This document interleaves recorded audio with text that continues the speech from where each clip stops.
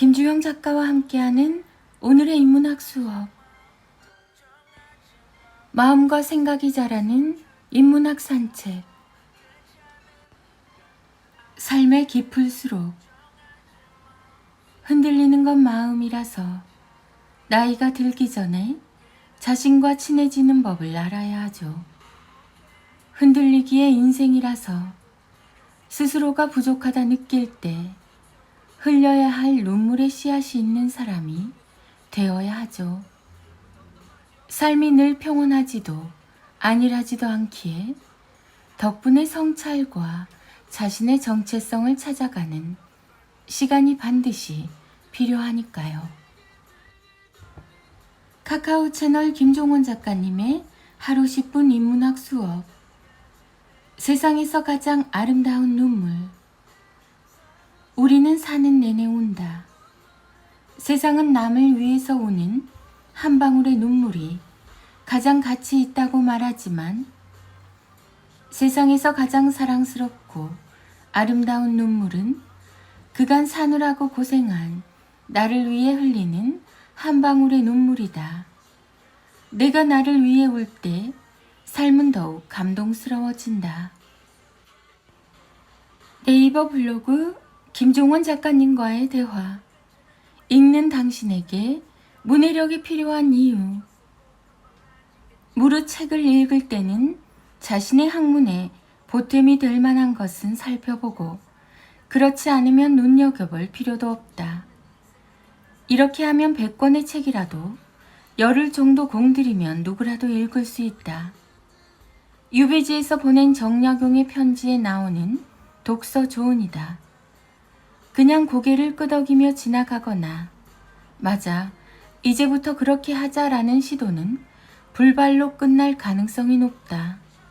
이게 얼마나 높은 지적 수준을 필요로 하는지 짐작하지 못했기 때문이다. 그게 바로 아무리 좋다는 책을 아무리 반복해서 많이 읽어도 원하는 변화를 이끌어내지 못하는 이유다.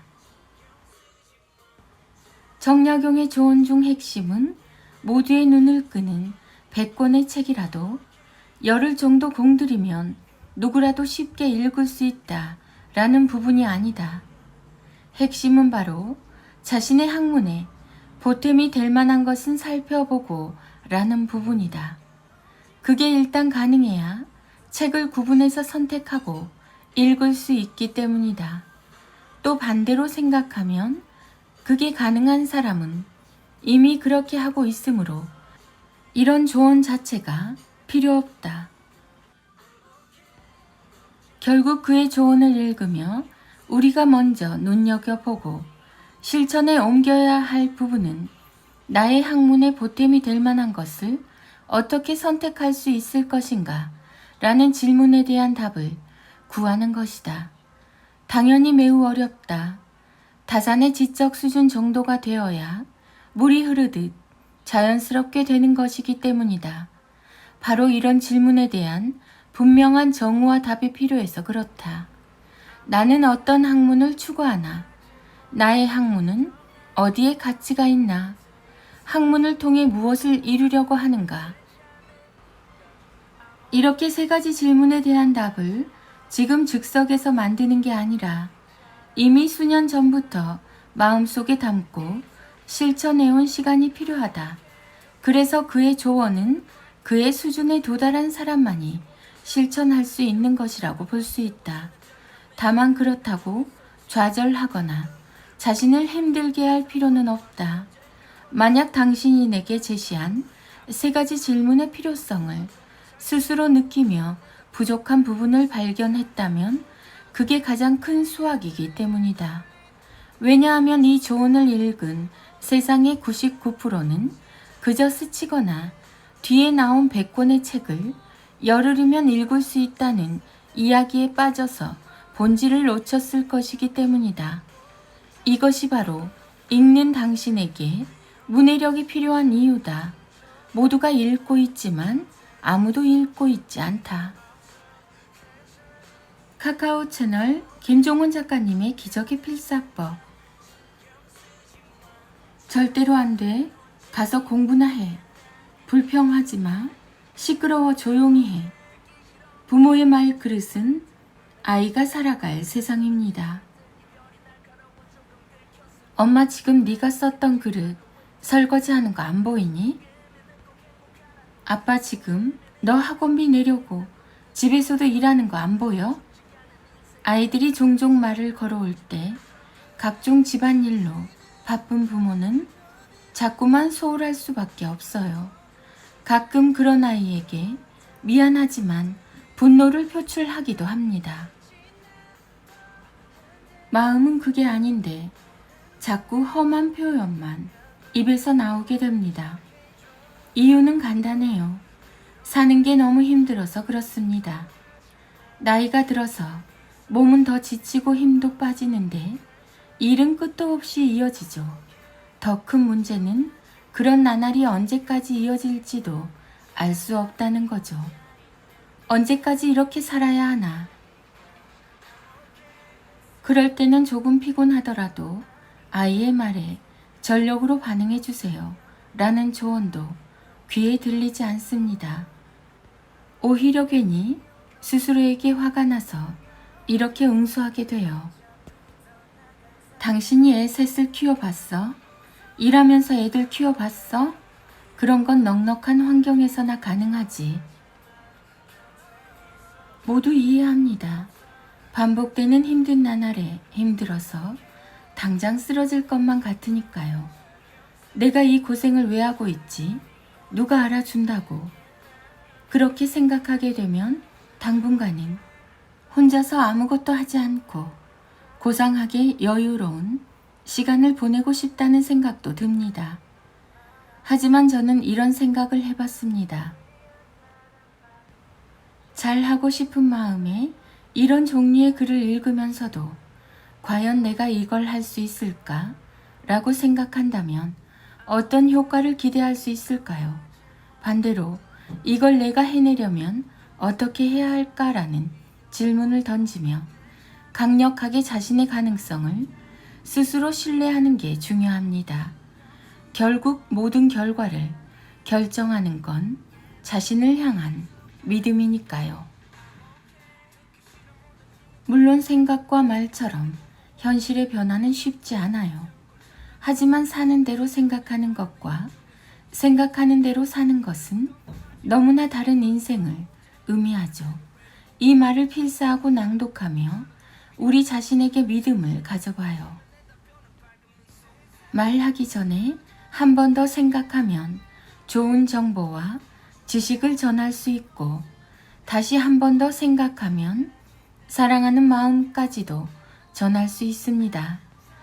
세상은 자꾸만 우리 가족을 압박하지만 사랑하는 아이를 생각하면 조금 더 기다릴 여유를 가질 수 있지요. 저는 그 가능성과 가치를 믿습니다. 부유한 환경에 넉넉한 공간에서만 가능한 게 아닙니다. 물질적인 기반도 물론 중요하지만 그게 없다고 할 수 없는 것은 아니니까요. 아니 오히려 그게 없을수록 더욱 마음을 전하려고 노력해야 합니다. 때로 우리에게는 서로를 향한 마음이 전부일 때가 있으니까요. 당신이 아이에게 전한 모든 사랑은 더 큰 사랑으로 돌아올 겁니다. 김종원 작가. 김종원 작가.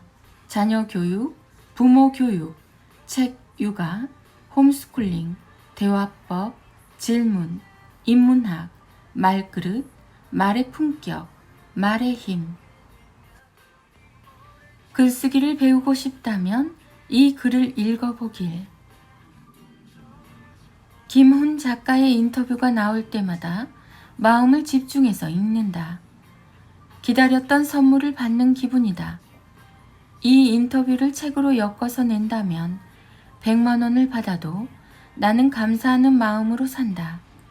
만약 글쓰기를 배우고 싶은 마음이 간절하다면 전 재산을 털어서라도 그에게 배우기를, 물론 자신의 정막을 무엇보다 소중히 여기는 그가 허락하진 않겠지만. 인터뷰 중 간단하게 내 관점에서 본 핵심만 남긴다. 질문. 글을 쓴다는 건 고통의 격가지다. 그래서 많은 작가들이 자신만의 루틴을 지니고 있다. 이를테면 한 문장을 완성하면 커피 한 모금을 마신다든지 그런 루틴이 있나?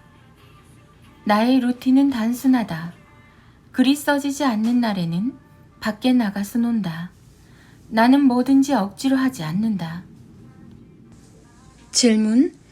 이번 작품의 만족도는 얼마나 되나? 만족도는 0이다.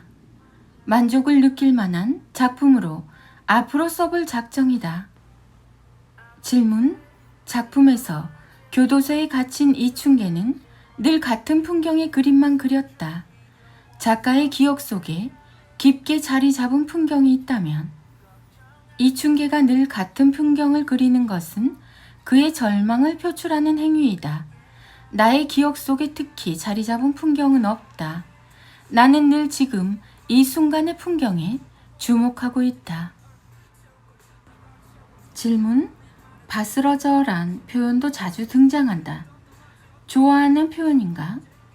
나는 어떤 단어에 특별히 애착하지 않는다. 같은 단어가 거듭 나온다면 그것은 나의 미숙함이다. 질문.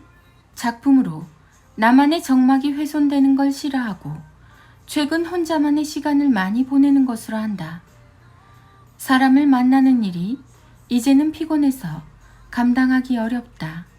이것은 내가 고립과 은둔을 자초한다는 말이 아니다. 나는 여전히 세상을 관찰하고 있다. 얼굴을 마주대는 것만이 만나는 것은 아니다. 이 세상의 길은 책 속에 있는 것이 아니라 사람들 사이사이에 있다고 생각한다. 질문. 젊은 작가의 작품도 읽는 편인가? 젊은 시인들의 시와 시에 대한 평론은 너무 어려워서 나는 거의 읽지 못한다. 나는 문학 작품을 공부 삼아 읽지는 않는다.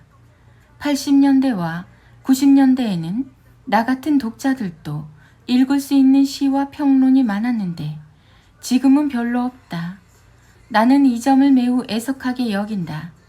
알아들을 수 있게 말해 주었으면 좋겠다. 질문. 최근 최대 관심사는 무엇인가? 문제의식을 느끼는 사회 현상이 있나? 지난 한 달 6월 동안 소비자 물가가 6%나 올랐다. 내달에는 7%가 오르리라는 전망도 나와 있다.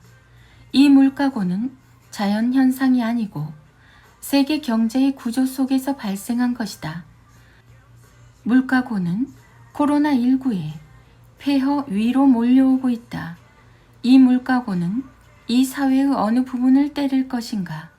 또 크게 무너져 내릴 것이다. 이런 조바심이 문학적일 필요는 없다. 인문학의 대가 김종원 작가님의 하루 한 장 365 인문학 달력. 아이들의 낭독이 이어집니다.